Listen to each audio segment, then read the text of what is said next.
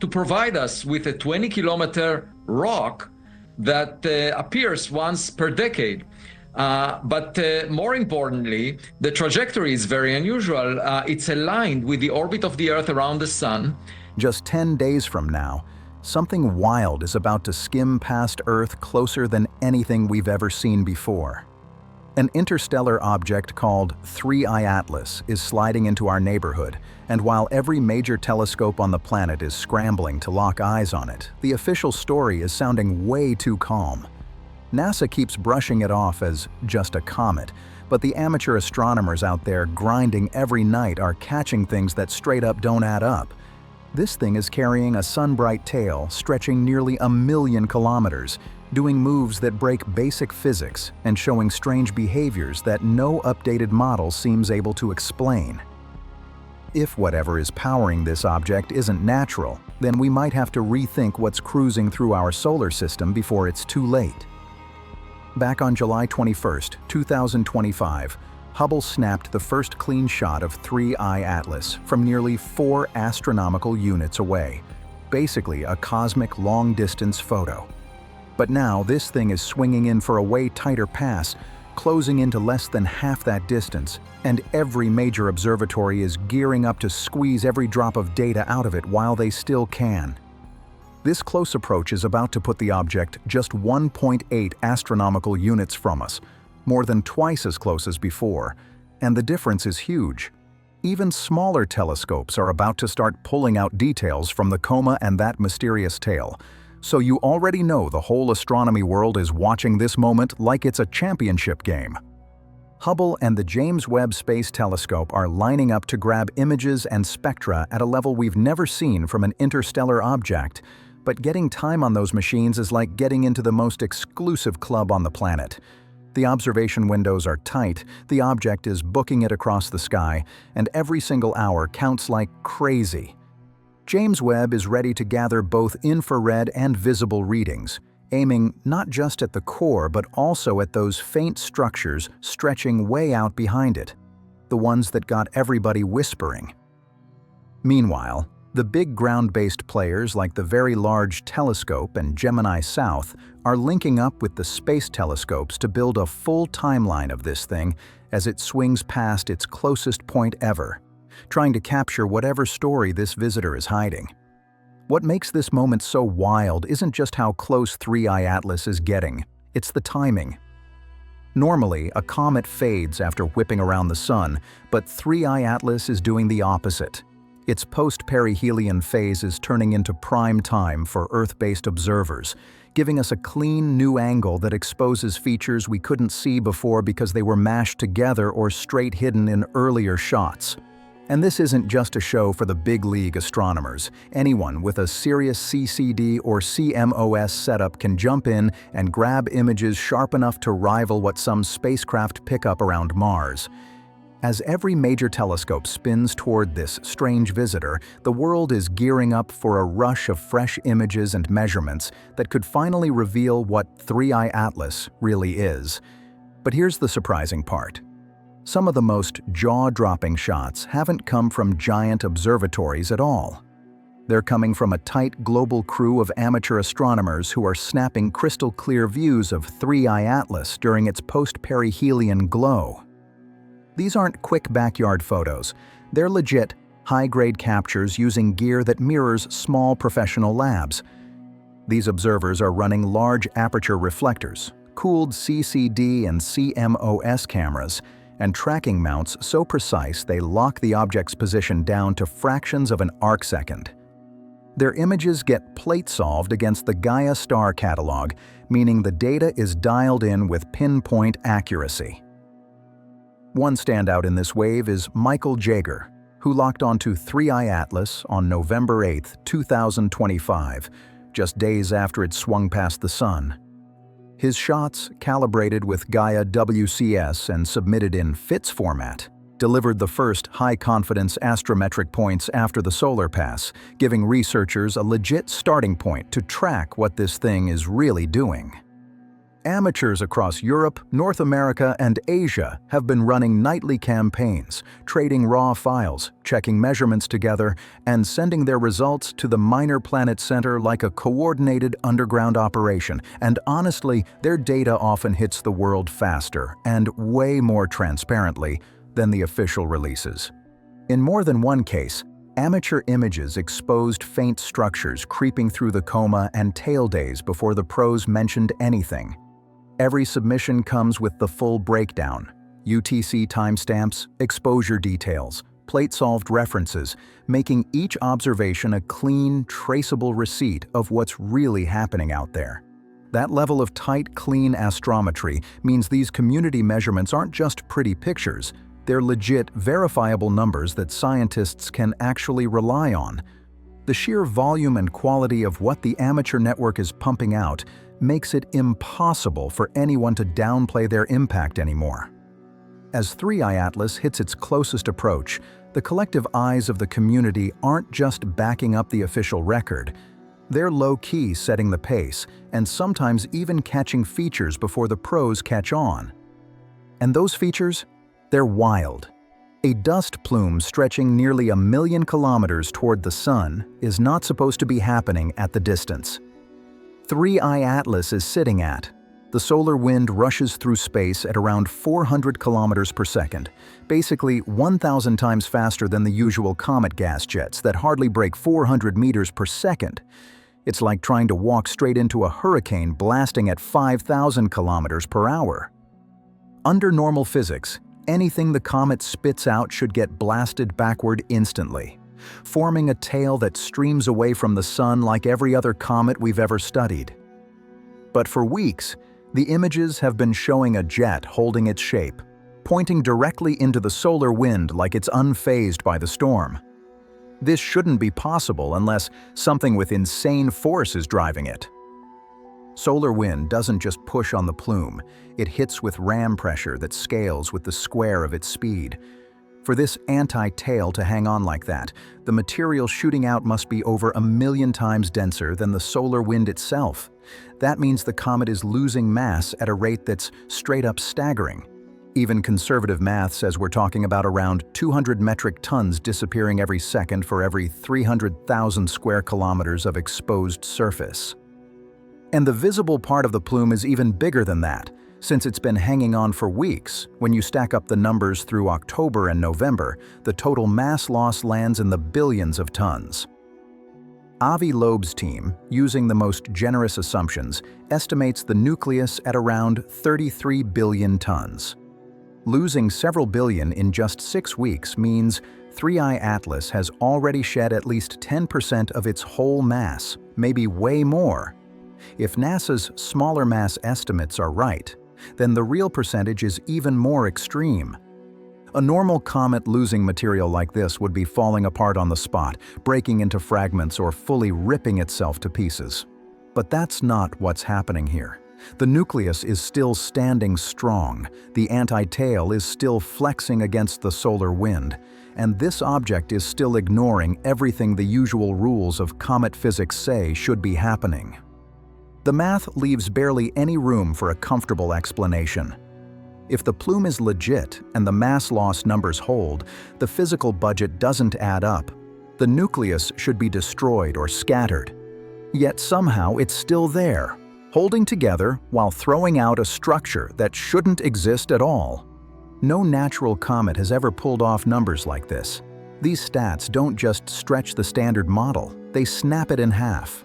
Non-gravitational acceleration, NGA for short, is supposed to be the classic signature of a comet heating up near the sun, where jets of boiling gas push the nucleus off its predicted track. But with 3i Atlas, the story is flipped upside down. All through the summer of 2025, the object moved clean and smooth on a perfect gravitational arc with zero signs of outgassing. No drift, no wobble, no deviation, just a cold, quiet, inert path. Then out of nowhere, right around perihelion on October 29th, everything changed. JPL Horizons suddenly reported an NGA of 1.66 times 10 to the -6th astronomical units per day squared, a massive jump that didn't match anything we'd seen before. But the number didn't hold. As more high-precision measurements flooded in, Horizons slashed the value down to 4 times 10 to the -7th astronomical units per day squared. Then again a few weeks later to just under 7 times 10 to the -8th astronomical units per day squared. Every revision chipped away at the anomaly, dragging the predicted path back toward what gravity alone should produce. These aren't tiny tweaks, they're major corrections that imply something serious is going on. If that first number were real, the force required would mean the object shed over 10% of its total mass in just weeks, on top of the billions of tons already blown out by that impossible anti-tail and those sun-facing jets. The math here is brutal. With cometary gas only moving around 0.4 kilometers per second, getting any real acceleration demands a ridiculous amount of mass being thrown out. That's where the Tsiolkovsky rocket equation comes in, the same law that rules every rocket launched from Earth. Low exhaust velocity means crazy high propellant cost. For a comet running on boiling ice, the nucleus should basically be disintegrating right in front of us. It should look like a crumbling snowball, not a stable body still holding its shape while throwing out massive structures. Now compare that to engineered propulsion. Chemical rockets blast material out at 4.5 kilometers per second, more than 10 times faster than comet gas. Ion thrusters, like NASA's Dawn spacecraft, hit 30 kilometers per second or even higher. That's a whole different league. With those speeds, you can get the same push using a fraction of the mass a comet would need. And suddenly, the math makes perfect sense. The observed acceleration, the solid nucleus, the stubborn anti-tail, they all line up if the force is coming from high-velocity exhaust, not melting ice. Avi Loeb, director of Harvard's Black Hole Initiative, put it plain and simple in a recent interview. If you want to move an object efficiently through space, you use the highest exhaust velocity you can manage. Nature doesn't do that with comets. Technology does. So now the real question is whether 3I Atlas is following Newton and Tsiolkovsky like an engineered craft, and whether the official models are ready to face what the data keeps pointing to. The next big clue comes from the jets themselves, because if they're engineered, their shape and behavior should follow a whole different logic than anything we see in natural comets. Jets that stay razor-sharp and locked in place while the whole nucleus spins every 16 hours are nothing like what comet physics predicts. On 3I Atlas, the main jets stay tight, focused, almost laser-like, even while the body rotates underneath them like a slow spinning top. In a normal comet, vents and cracks on the surface spin with the rotation, causing jets to sweep around, spread out, or flicker as they move in and out of sunlight. If there were just one active vent, you'd expect a kind of heartbeat rhythm, a jet that fades when its hotspot rotates into darkness and brightens again when it faces the sun. But that's not what we're seeing here. The jets from 3I Atlas stay stubbornly steady, holding their shape and direction like they don't care about rotation at all. And the photometric data backs this up. Observers are seeing brightness changes of around 10 to 20%, synced perfectly with the 16-hour spin cycle, which is noticeable but nowhere near the wild swings you'd expect if the jets were tied to rotating vents on the surface. The nucleus turns, but the jets don't break up, spread out, or pulse like natural ones should. They just keep firing as if something deeper is anchoring them in place. NASA's official explanation is that most of the light we see is coming from the coma, the big, messy cloud of dust and gas around the nucleus. In their model, the coma is so chaotic and widespread that it shouldn't react to the rotation of the solid core at all. But the actual data tells a different story. The brightness variations are locked to the spin, hinting that the jets and the nucleus are way more connected than the standard model can explain. Dr. Karen Meach, a comet dynamics expert, even pointed out that in normal comets, even the really active ones, rotation always leaves fingerprints on the jet structure. She says that if the jets stay collated and don't pulse as the nucleus spins, you've got to ask whether something else is holding their direction steady. And whatever that something else is, it would have to be more than surface ice melting. It would need to be a persistent internal engine or some mechanism keeping the outflow constant, no matter how the body turns. This isn't just a weird imaging artifact or a lucky angle. The tight jet structure and the synchronized photometric behavior add a whole new layer to the mystery, one that basic math and sunlight on ice explanations can't cover. The key isn't just how much material 3I Atlas is blasting out, it's how that material behaves as the whole object spins in space. And right now, the jets of 3I Atlas are acting like they follow their own rules. Rules that don't match what natural comets are supposed to do. Avi Loeb's group at Harvard has been grinding for months, stacking up all the numbers behind 3I Atlas. Mass loss, jet behavior, and that messy non-gravitational acceleration mystery. Their work isn't hidden at all. They've submitted full, detailed manuscripts to respected astronomy journals, breaking the contradictions down in plain, clean language anyone in the field can evaluate. But every time, the reaction from editorial boards hits the same wall. The papers get declined before they even reach peer review. Some journals don't offer a real critique, just a single-line dismissal comparing the artificial propulsion idea to fairies or ghosts. And that's it. No scientific rebuttal, no debate, no engagement, just a door slammed shut. And this isn't Loeb's first run-in with resistance.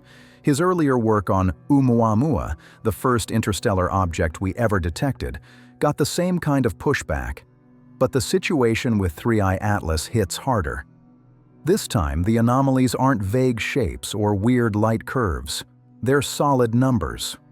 We're talking mass loss that should break the object apart, jets ignoring rotation rules, and a trajectory that only makes sense if something beyond simple physics is at play. All the data are public. Anyone can check the math. Yet somehow the conversation keeps getting locked out of the academic publishing system, stuck outside the gates while the community pretends nothing is happening. It's like the moment the numbers hint at something unconventional, the shutters slam down instantly. To be fair, journals aren't just scared of being wrong, they're scared of looking like they're entertaining wild claims. In astronomy, extraordinary ideas always get held to a higher bar, especially when they creep anywhere near the possibility of something non-natural. Reviewers say even treating the engineered hypothesis as a math exercise could accidentally give fringe ideas legitimacy. Others bring up past mistakes, false alarms with pulsars, misread signals in early SETI work, cases that made the field extra cautious and defensive. But that ultra-defensive mindset comes with a price. When gatekeeping turns into silence, the real anomalies get left hanging, and the narrative slips into the hands of rumor, speculation, and internet chaos. For Loeb and his team, the frustration goes way beyond academic pride. They see a clear, testable hypothesis, a physical mechanism that future observations can either confirm or shut down completely. But instead of letting the debate play out in the open, the journals refuse to circulate the evidence at all. And now there's a growing gap, a widening split between what the data is quietly pointing toward and what the scientific establishment is actually willing to discuss. As 3I Atlas heads toward its close encounter with Jupiter, the silence from the scientific establishment becomes more than just pride. It's straight-up shapes which questions the world is even allowed to ask. On March 16, 2026, this object is set to pass roughly 53.1 million kilometers from Jupiter, slipping just inside the planet's Hill radius, the invisible line where Jupiter's gravity finally overpowers the Sun's pull. And that margin, it's razor thin. the projected path sits less than 1% away from the mathematical edge of the Hill sphere. In planetary science, that zone is basically the solar system's VIP parking spot, the place spacecraft engineers target when they want a probe to chill in Jupiter's gravity without the sun dragging it away. For an interstellar object on a hyperbolic escape route to slide into that zone by pure chance is unbelievably unlikely, yet that's exactly what the latest JPL Horizons numbers are showing. The closest approach is clocked at 53.1 million kilometers, while Jupiter's Hill radius stands at 53.445 million kilometers, almost a perfect hit. And this moment isn't just about precision math. As 3I Atlas crosses that boundary, the gravitational tug-of-war hits its max intensity. If the object even dips briefly inside the Hill radius, Jupiter's gravity could yank on its path in a way that's measurable from Earth. A shift like that would show up in the sky for everyone watching, and it would turn into a clean, public test of whether this object is moving purely by natural forces or something else entirely. No excuses, no hand-waving, just real physics doing its thing right in front of us. The global community is gearing up hard for this moment. Amateur and professional astronomers are lining up to track the comet's position down to the arcsecond, ready to send in time-tagged images and astrometric data to the minor planet center. Templates are already circulating. FITS files with Gaia-based WCS calibration, strict UTC timestamps, and standardized logging so every detail is locked down. Checklists are being shared across groups and forums. Every new observation cuts the uncertainty even tighter, sharpening the predicted path like a blade. At this point, the outcome isn't sitting in the hands of computer models, it's in the hands of the people watching the sky. And if 3I Atlas slips inside that Hill radius and its trajectory shifts exactly the way the predictions say it should, the whole event will be captured in the public record by hundreds of independent observers. Juno, JUICE, and even Earth-based telescopes are standing by, ready to catch every second of the encounter. The overlay graphics, trajectories, SPHE updates, and Parage models are all being pushed in real time by the global skywatching campaign, and the whole thing feels unreal. This is how real science handles big, extraordinary claims. By locking eyes on the sky, stacking data, and letting the numbers decide what's actually possible.